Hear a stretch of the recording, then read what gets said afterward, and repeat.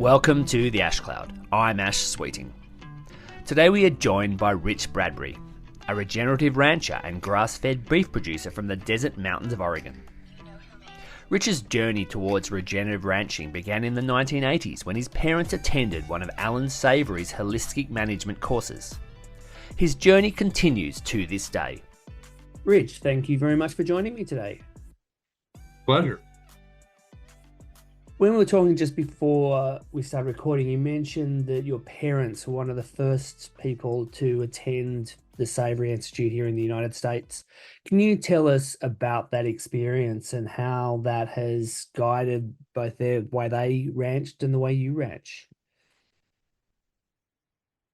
Yeah, it was really sort of a unique experience having them gone for so long. I think it's the first time in my life that they were gone for a huge chunk of time.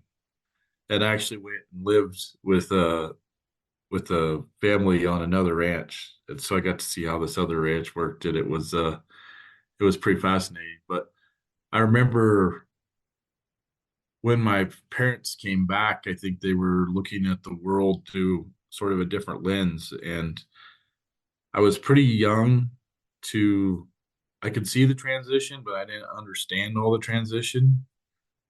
And but it was something that fundamentally changed their trajectory and the way they went about ranching. And wasn't long after that that um, we really started marketing our product different. We started utilizing our rangelands different and started asking different types of questions. And I think I learned it through participating with my parents, but as I grew older, I realized the influence that Savory had. And I actually got in trouble for this a while ago. I was talking about, I can't even remember what the specific idea of Savory's it was. And I mentioned that it was a decision making system, but that's sort of a sore subject. But it's a framework. And I know to say framework because I've seen it. There's no set way to go about it. It's sort of unique to each situation. So it's a framework that you bring to decisions. And I'm extremely fortunate in that I was exposed to many people that adapted this holistic framework of thinking. And I probably, like many things, because of my parents' choices, I'm the benefactor of that is I didn't have to go out and learn it, but I experienced it. And that in another way is a way of learning it. And so I think that it comes more naturally because I didn't have to force myself to learn it. It just I've sort of absorbed it rather, but it's not that I never stopped learning. I've been over the holistic resource management book lots of times. I read lots of different books, dirt to soil. There's a really lot of good thinkers out there that you can constantly reinforce that education with and um, make very complex problems seem a lot simpler when you can see it through maybe somebody else that's in your field doing something amazing with what they've learned. So I guess a couple of things. So what is it do you think about Alan's approach that has made him such a leader in this space? I think that I see him a leader is because of the way I see him as a leader several different ways. I see him as a leader in the people that were in my life that he influenced and enabled to see what they went on and did based on this understanding that he helped them cultivate. Um, I see him as a leader because I've seen where what his teachings have led to and had positive results. I I think I always find it, I think his TED Talk was one of the most amazingly underrated probably live speeches ever given. When you have take ownership of such a large mistake and say, this charted my path, my course forward, um, you don't see that in many speeches. You don't see somebody fall on their sword and then say, after that happened to me, and I'm talking about the elephants, um, and then persevere. That's something huge to overcome. Um, so I think that in itself is a thing that leads to his leadership credentials. But I can say from the 80s, from when my parents went there, there's still a notable impact on the West that he has had for the short time that he was in the United States. And it was a long time, but in the grand scheme of things, it was short. And I know guys in Montana and Nevada, Washington, that all were influenced heavily by Alan Savory. And I think that there might be a real under, people might really underestimate what his influence is. And there could be a lot of people of my generation and generators forward that are influenced and don't even realize that they have been influenced by him. In terms of, the impact on your parents' ranch, the ranch you grew up on, how, from your perspective, as the son, how did you see things change or evolve one after they went to the Sabre Institute? Our path was really interesting. So the original ranch I grew up on was a large Eastern Oregon ranch, and it had a number of family members on it. Um, the ideas that my parents brought back from the Savory Institute were not um, conventional, and that from the very beginning caused quite a um, rift. And by 2007, we had been legally kicked off of the ranch, and we still have ownership in it, but we're no longer allowed to operate there. And some of the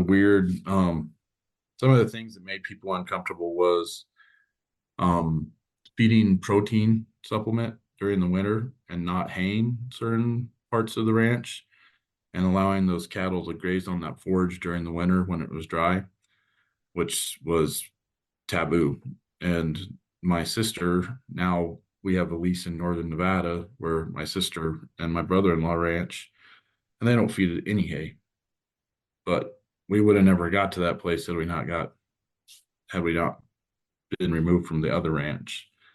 So in a way, it was sort of a tragedy. And in another way, it was a positive because when we didn't have the constraints of the family perception of the year, this is how it's always been done. Don't shake the apple cart. Um, uh, then they were able to really blossom and take off. So my parents' ranch, while it's not as traditional um, as what it was when we started, is probably 3 to 4 times bigger. But it doesn't have the confines of what you would typically think a ranch is. And of my siblings, I'm the only one that still runs on any private ground. The other two siblings run on leased ground, but they run significantly more cattle than I do. And my parents have a interest in all three operations. You've somewhat already answered what my next question was going to be, but um in terms of how it affected communities and people's relationships. Of course, when you think of, the regenerative agriculture conversation today, there's been numerous Hollywood films or documentaries about it. It's something that has very much crept into the mainstream, but back at that time, um, it was a very new and very different way of doing things.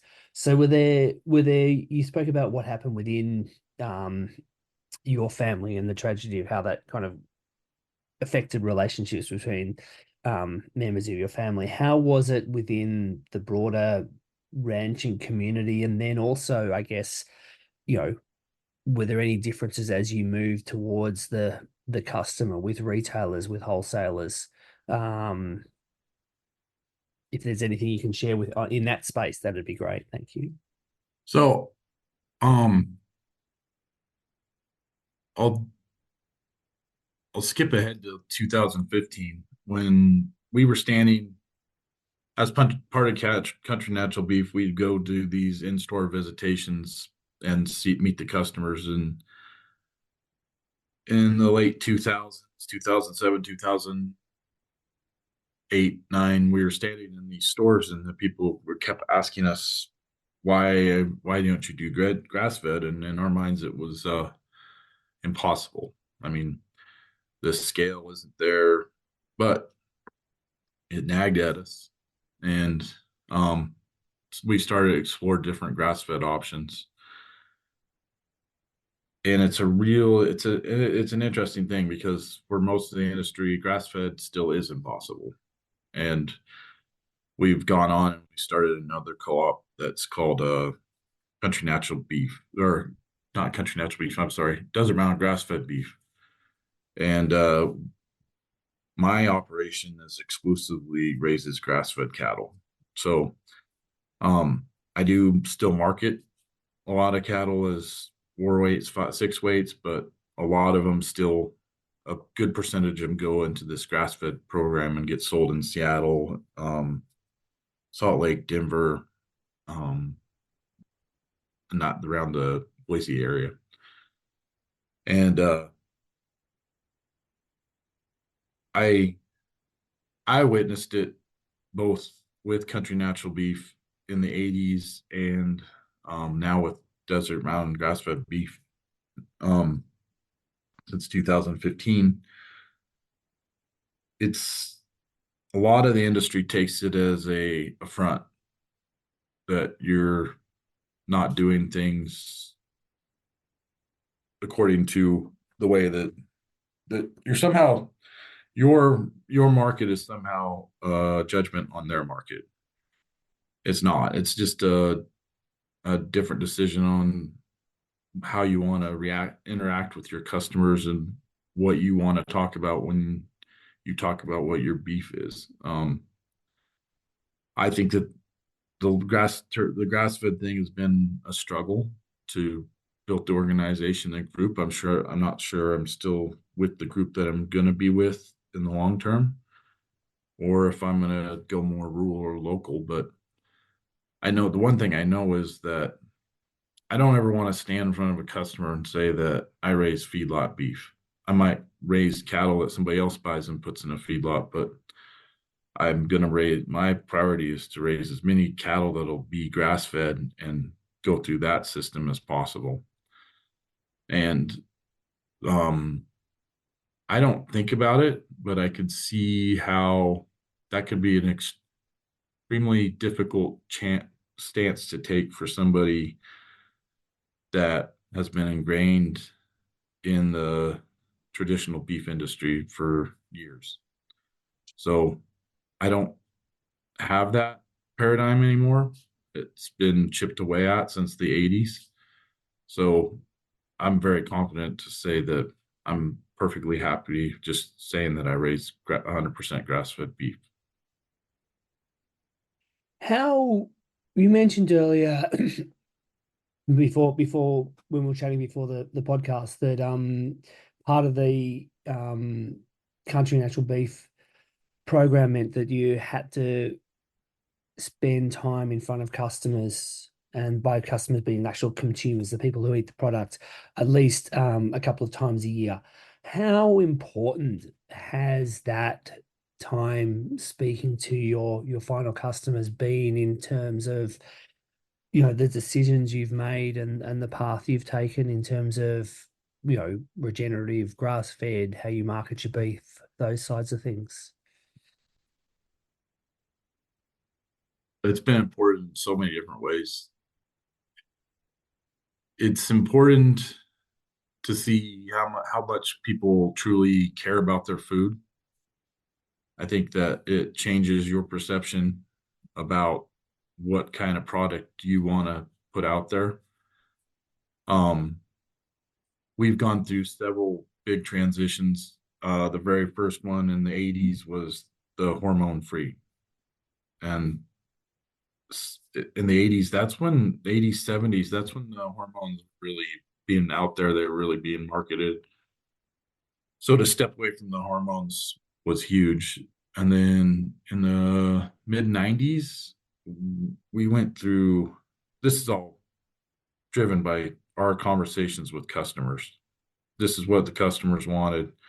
It caused tremendous heartache and many, many meetings and thousands of miles of driving within these groups to change these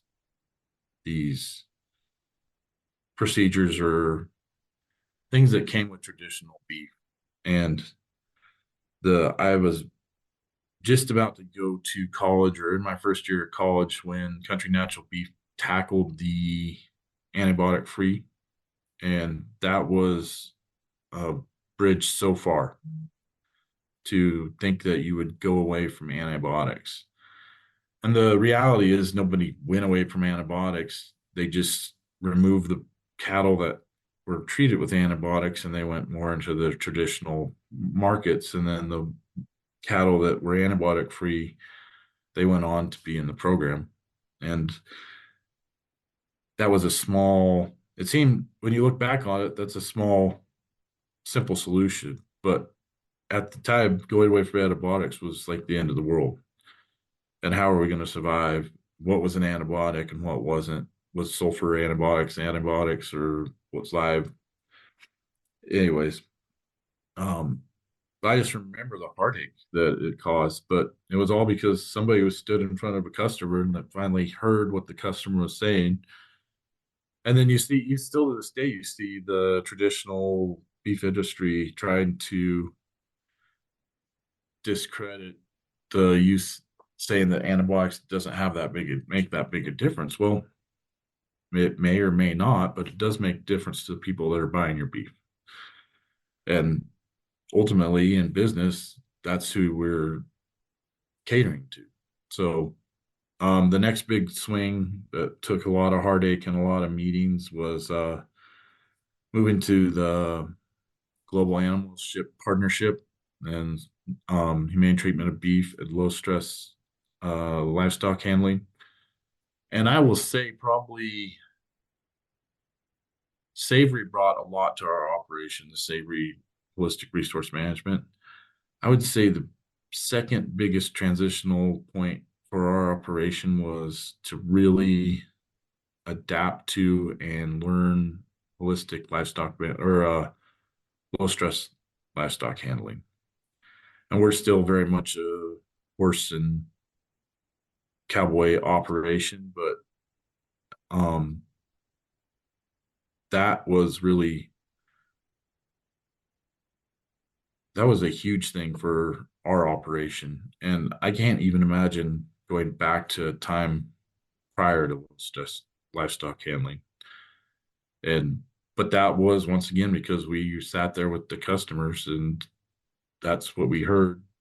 And John Mackey at Whole Foods at the time, Whole Foods when we started this was still pretty small, relatively small regional grocery chain that had a couple outlets on the West Coast, but primarily was based in Texas. And as it evolved, we were one of his primary suppliers on the West Coast. And so when he decided that that was the direction that Whole Foods were going, we pitched in and tried to hammer out what that kind of program would look like.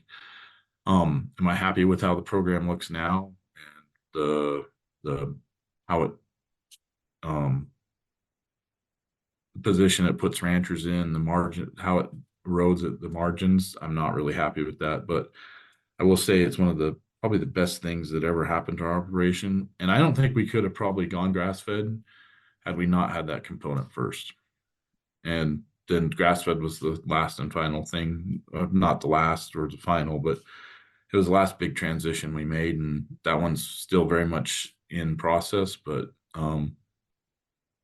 regardless, it's really changed. And I've said paradigms here a couple times, but once you start raising cattle through the grass-fed lens, it sort of takes you all the way back to what you were learning, what my parents learned at Savory, because now you have different genetics, you have a different goal, and you might, when you have a grass-fed animal,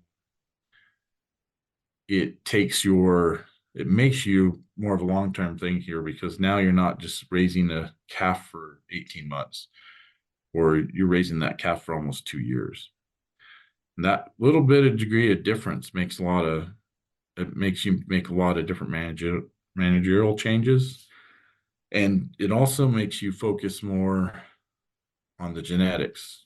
I've probably spent more time focusing on my maternal herd than I have in the past. And what kind of cow do I really, what kind of animal do I really want in this grass fed world? Because I think a lot of times in a commercial, traditional commercial, a more marginal animal will still do well for you. But in long term, will you want a pretty, you want an animal that'll go out and convert feed well, take good care of herself. I think having a good mother and getting a good start is tremendously huge, but that's not different from conventional. But I think you got to pay more attention to those details. So I think in the long term, the customers have moved us a lot, and I think it's for more positive. So I think I'm internally grateful for that, and I guess it happens just about always at the right time. About what time you figure out one thing, then there's another desire. And so you just get reoriented, get on your path, and then you're solving a new problem, which um, I think is a really good thing in agriculture because I think that agriculture, if you allow it to, can get really repetitive. That's fascinating. The you solve one problem, but three or four, a dozen questions arise. So you think you're making, well, you are certainly making progress, but the battle up front, or the challenge up front doesn't necessarily get any less. You've mentioned country natural beef a number of times, so I just want to share with everyone the evolution of the co-op. Oh yeah, this is my one of my all-time favorite stories. It took them like 4 or 5 years to really get it going, and for a couple of years they didn't sell an animal, but they kept having these biannual meetings. Or when something would come up, it would they they would they'd have a meeting and hopefully something would. And then very first year they sold one animal, and everybody fought about who was going to take it to the processor. So uh, but it progressed, and I think the next year they did six and then 12.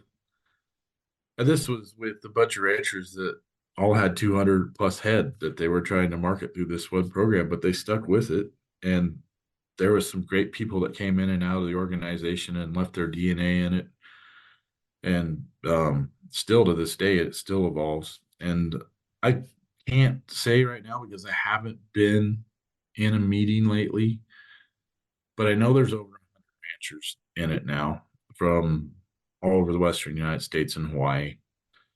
Um, I don't know if Hawaii's still in it. I'm not 100% sure. But the last time I was in a meeting, they were doing about 68,000 head. And they have the same market. They have the Whole Foods market, a lot of other high-end retailers. Um, it had a really interesting trajectory as it went through phases. The original members started with, it's really weird how the universe works. About the time that they were doing 12 to 6, that 12 head margin, there was a soap opera in Japan that became really popular called From Oregon with Love. and it was about a Japanese family that had a ranch in Oregon. So there was this craze for Oregon beef, and so that's what the original co-op name was Oregon Country Beef. And so we were in business with a Japanese company called Keretaro, and a lot of our beef was going to Japan. And I don't remember too much of it. I was pretty young, but at some point, Keretaro sort of faltered and left us on the hook for pretty large sum of money, and then they weren't taking the beef, and so we went into um, one of the original predecessors to Whole Foods on the West Coast. I want to say it was Wild Oats. It started. That's sort of where we bailed out of after Caritaro. But the interesting thing about Caritaro is I don't know how many years it took, but that company stayed in business and eventually paid us off for all the beef that they could have paid us off in that initial thing. And their leadership that was in the I think they're retired now, but they still go to the meetings about every couple of years as part of the Oregon Country Beef Group. Um, the other unique thing that got the organization through 30 years was it was a consensus based organization. It's since changed, but it's one of those other things that you do that everybody says is impossible, but it helps to make probably some of the most robust companies in the United States if you can figure it out how to make it work. And the fact that Oregon Country Beef is now nearly 40 years old um, means that that time that they spent in those agonizing consensus based meetings where everybody decided on the one path to go had to have worked something, some sort of, it worked in some sort of way because companies just don't last 30 years. It's very rare. And to get to 40, that's huge. And so, but what we've found probably over time is it's very hard to keep traditional ideas at bay. They are very, um, how do you say it? Pervasive. They're like it's like a noxious weed. Once they get established, it's hard to change that line of thinking. And so, um, eventually, Country Natural Beef, still an exceptionally successful company, has a more corporate top down leadership to it. The ranchers don't have nearly the type of stake that they have in it, used to have in it, as far as decision making. And people are happy with that because the other way is a tremendous amount of work. And, um, but it still works. It didn't work for us as much because I don't know. It's nice to have that stake in something and know that you can sway the decisions and you don't necessarily have to live with an outcome that you didn't agree with in the beginning, which probably makes me difficult. Ah, that makes perfect sense. And the other co-op you have had a huge role in as well as the Desert Mountain grass-fed beef. Yeah. So where does that fit into the whole story? How did that evolve? How did that start? What was the trigger for that, and how's its trajectory been progressing? Um, it was probably my family's third try at a different grass fed programs. It was mostly out of a lot of the original members were from Country Natural Beef, and um, sort of set the co-op up very much like the other one began. A lot of the same administrative structure, a lot of the same marketing type of decisions, and it's been it's done really well. I don't know if it's the one that I'll stay with, but it's probably the best grass-fed co-op going right now. And there's been so many different takes it. There's been so many different tries at grass fed, and um, some. I used to joke that the internet's full of. It's a graveyard of failed grass fed companies. I mean, it's a very hard thing to do. I think that here's the interesting thing about that co-op and where it diverged from the country natural beef co-op is the biggest and I think the smartest choice that co-op made is it went beyond just people with cattle. It went on to farmers that were sort of at that point where we were at in the 80s, where whatever they were doing wasn't just quite working. The product that they were doing, they have their cash crop. That was great for them, but they just need that little extra. And so the interesting model that we found was we could bring the grass-fed cattle to the farms and they could grow cover crops, and there's even crops that you can grow in between your cash crop, your cover crop. And it's amazing what you could do as long as you keep that other live animal on it. You keep roots. It comes back down to Gabe Brown. Basically, you want roots in the ground and armor on the soil and live and animals on it. And that's a pretty good combination of his 9 different things. But um, so that's been the challenge is keeping that feed. So between the pasture and then the winter, and those cover crops allow those grass-fed cattle to get through the winter and stay on some sort of forage without having to supplement them with things that would normally be supplemented in a feedlot like corn, potatoes. I mean, one of the biggest early discussions that we had in um, uh, desert mountain grass-fed beef was whether potatoes counted as grass-fed. And one of my sisters had been involved with a grass-fed operation down around the Bay Area, and she adamantly believed that no, that you couldn't supplement potatoes and still call it grass-fed. And she and a few other members sort of believed that, and so because it's a consensus-based organization and not everybody got their way, but to this day they don't use tubers or grass-fed because it'd be really easy to go out and plant a bunch of radishes, fracking radishes, and graze that along.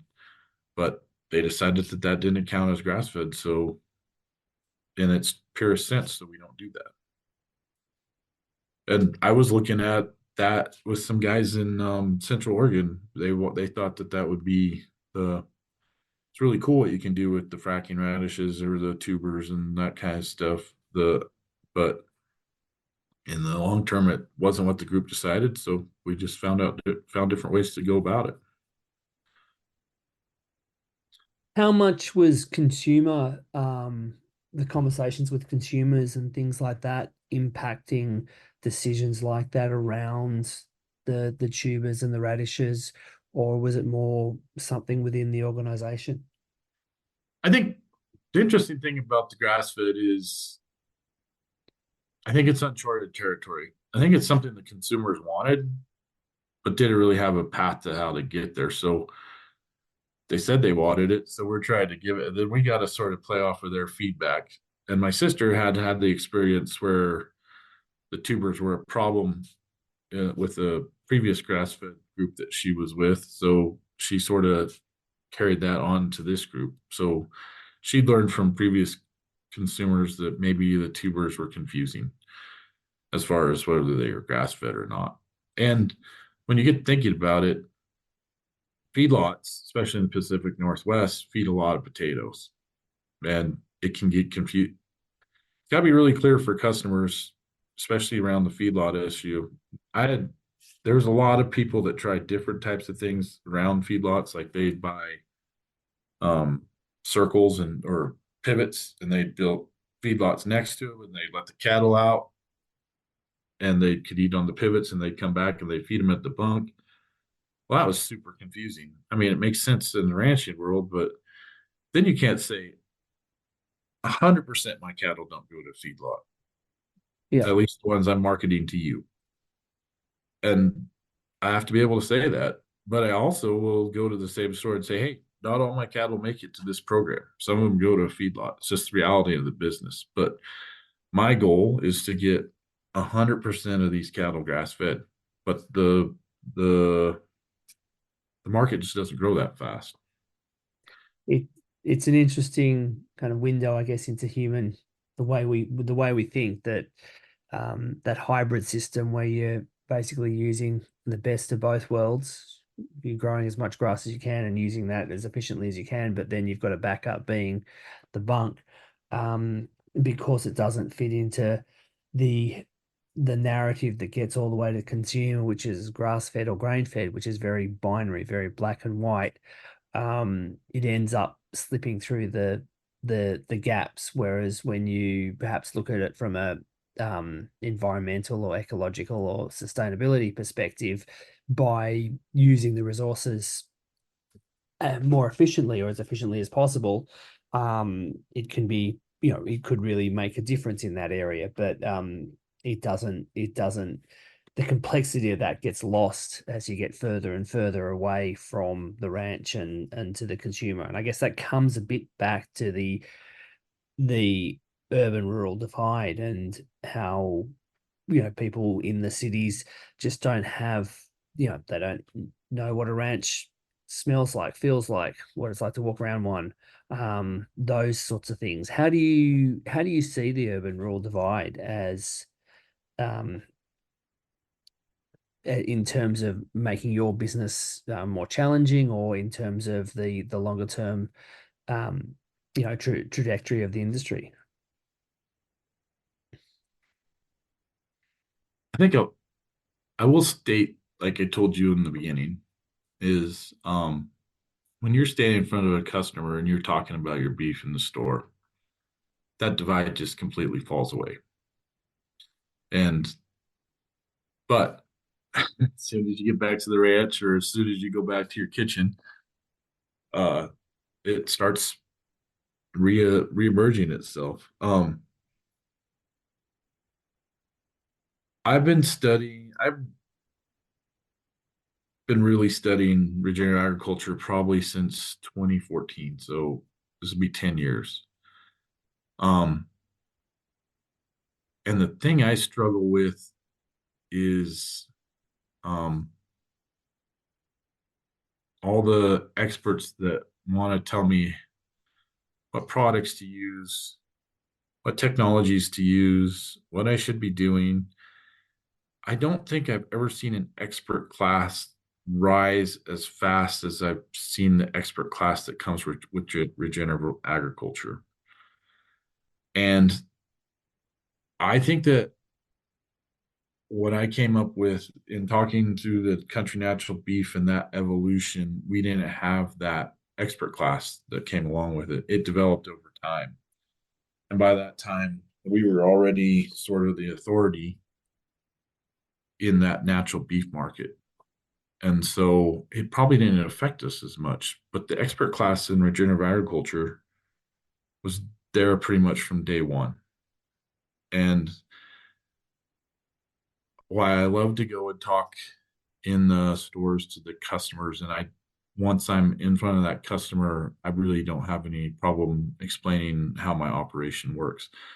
My operation is very rare. It's a Oregon high desert cattle operation. We operate in arid environments, and cattle move tremendous amount of. I have a cattle drive that's 26 miles long that I bring 500 of my cattle and my neighbor's cattle back with 20 people over a period of 2 days, and it's hard to explain that when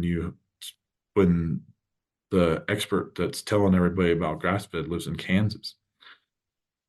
They're never good. They might move their cattle in a trailer down the road 12 miles, but that's probably the extent that animal's going to see. So uh, what I found is I think that see if I can rephrase this the way I explained it. Is everybody has a fractional understanding of what everybody else is doing. Um, but I think the thing that gets discounted is the amount of investment and the amount of risk that I take on the front end. And it's the lion's share of the entire thing. As long as I have that cattle, I have it for the most amount of time and I put the most amount of money in it.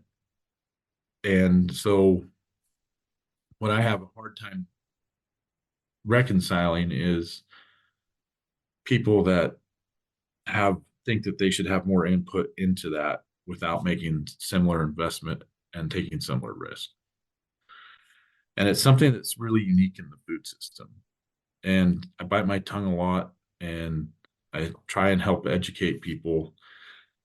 But in the long run, there's a lot of people that don't listen because listening would affect what their business model is.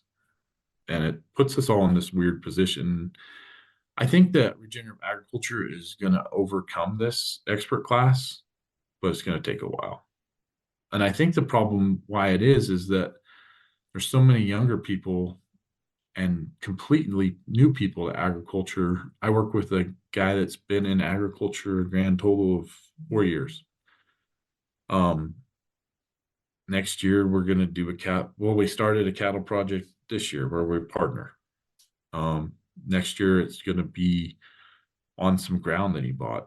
He had a previous lease with it. He wants to run his own cattle, so we're going to partner with him. His goal is to be regenerative. His goal is to be regenerative, and so, but it takes a tremendous amount of lots of investment and a lot of time. And there's a lot of people that come in and they give you your opinion or sell you their opinion or sell you their service, but then they're gone. And in agriculture, it's a long-term relationship and it's a long-term investment. And it's a tremendous, in agriculture, you take risks every day. Like I got bucked off my horse 3 weeks ago and had a concussion and it influenced both of my businesses. Um, so I guess that's what I struggle with. I want to have everybody get along. I want to have those great conversations um in those grocery stores, but I think that everybody ought to step back. I don't know if there's a good way for me to end this, but I think until consumers start realizing that the 2% of the world that's feeding them is also taking 80% of the risk and making 80% of the investment and sort of factoring that in, I think that our agriculture problem is just going to continue to have this divide. And it's a very tough spot to be in. And I am constantly working on ways to, and I know lots of people in agriculture working on ways to say, hey, we need this investment here, or we need this investment there. You want to put your money where your mouth is, but it doesn't there's some great people that are coming and a lot of new great people are coming into regenerative agriculture. So it's a process, but there's just so many other voices. That other 98% is just, it gets you get hammered a lot. That risk reward relationship is something that comes up quite frequently, and very much so that it very much drives behavior. I was speaking to people, some people just recently from Spark Climate, and about nitrogen fertilizer and nitrous oxide and the implications of that. And because of I guess, the risk rewards structure, people put on that extra 10 or 20 or 30% of nitrogen because that was the best way of de-risking their business from a financial point of view. And it's that the take of it is very much that I want to have the food that's produced in the natural way or the less polluting way, but I'm not prepared to necessarily share the risk of the person who's actually making that food or growing that food. And I think what you're saying, a number of other things you said, the use of antibiotics, and in many ways, antibiotics are a safety net for the producers. We don't want the animals to get sick, so we'll just feed them every single day. And the risk to society with over use of antibiotics is, microbial resistance, which is a very real risk. But unless that risk is going to be shared, um, it's a big onus on the producer to actually have to take away their safety net without providing any reward on the other side. I think that one of the interesting things that I've learned in the last 10 years is simple is better. I have deleveraged myself out of so many solutions and gone so back to basics.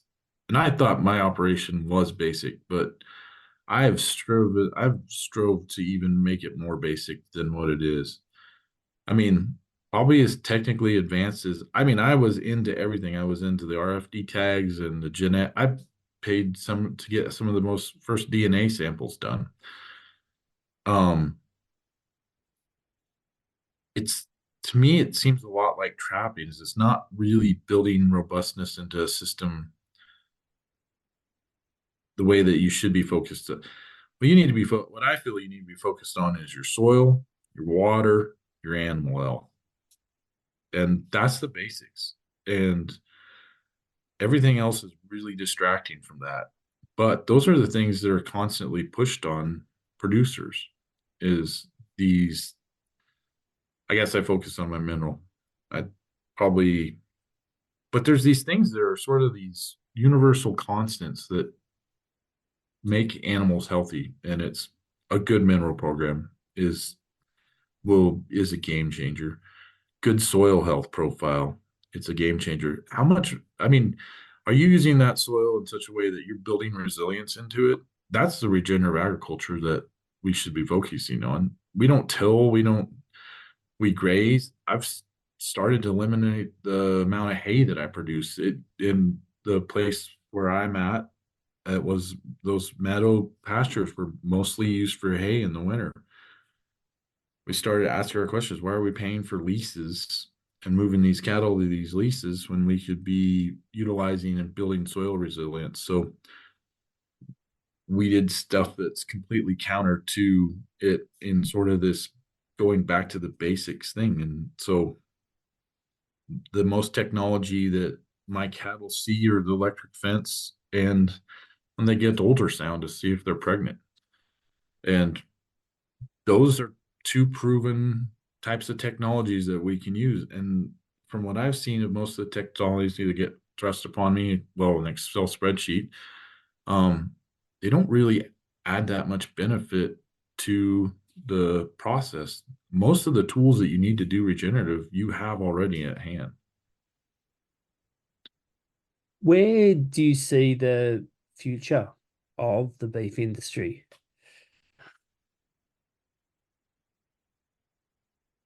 I think it's going to be turbulent.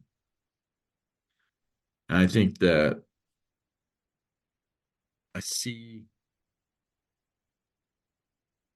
a lot of,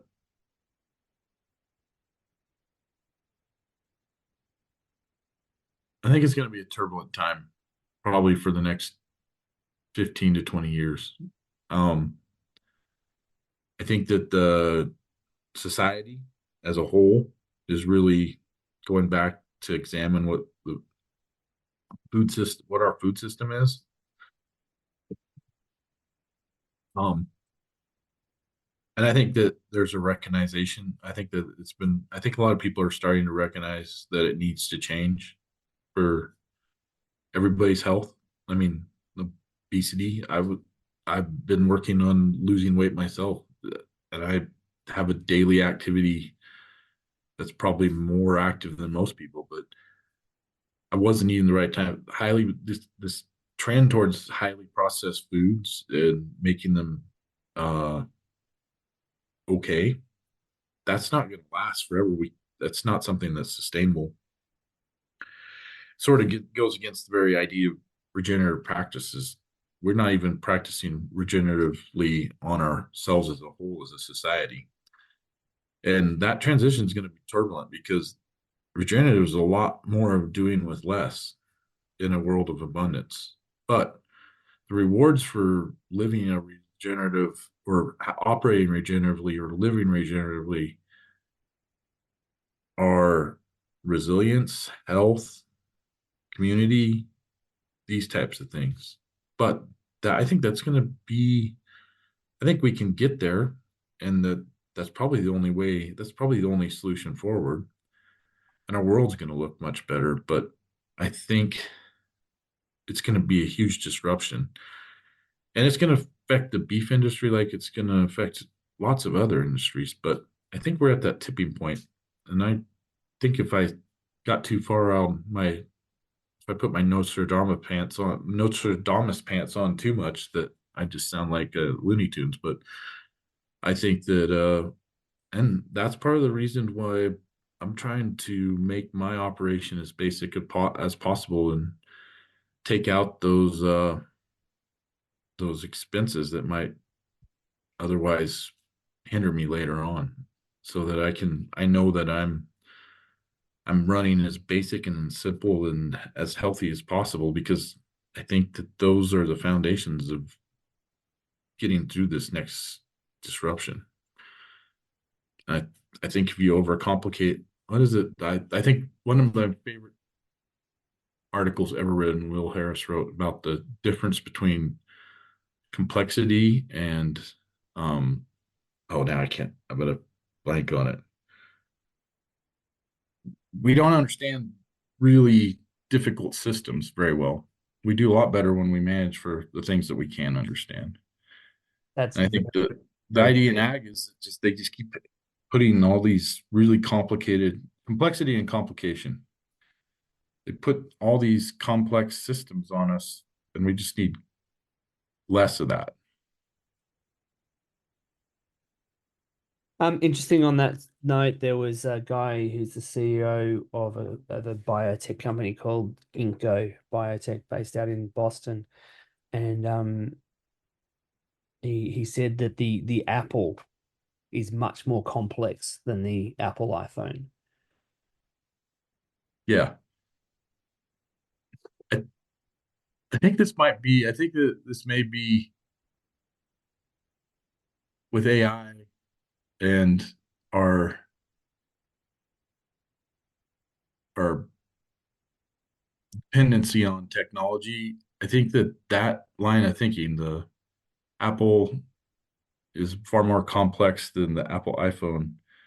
I think that's going to be reoccurring all the time. And I see that a lot in my day-to-day life as far as trying to make this grass-fed thing work, looking at the cattle.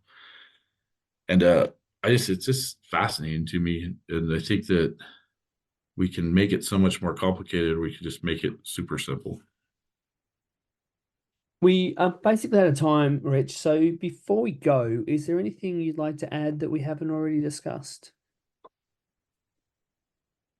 No, I really appreciate you doing these podcasts, because I think it's good to listen to people have a long time to visit about these really sort of complicated issues, and appreciate you doing the work on it. And yeah, also I always have an open invitation. I pretty much always answer any requests except for Bitcoin. And if anybody wants to come and see our operation, or somebody wants to just call up and visit, I got a few people I haven't called back, but I'll get to them. I'm pretty accessible, and so I'm always happy to visit and see where things lead. And I appreciate you taking the time to visit with me, Ash. An absolute pleasure. So, and thank you very, very much for joining me today. All right. You've been listening to The Ash Cloud with me, Ash Sweeting, in conversation with Rich Bradbury, recorded in California in September 2024.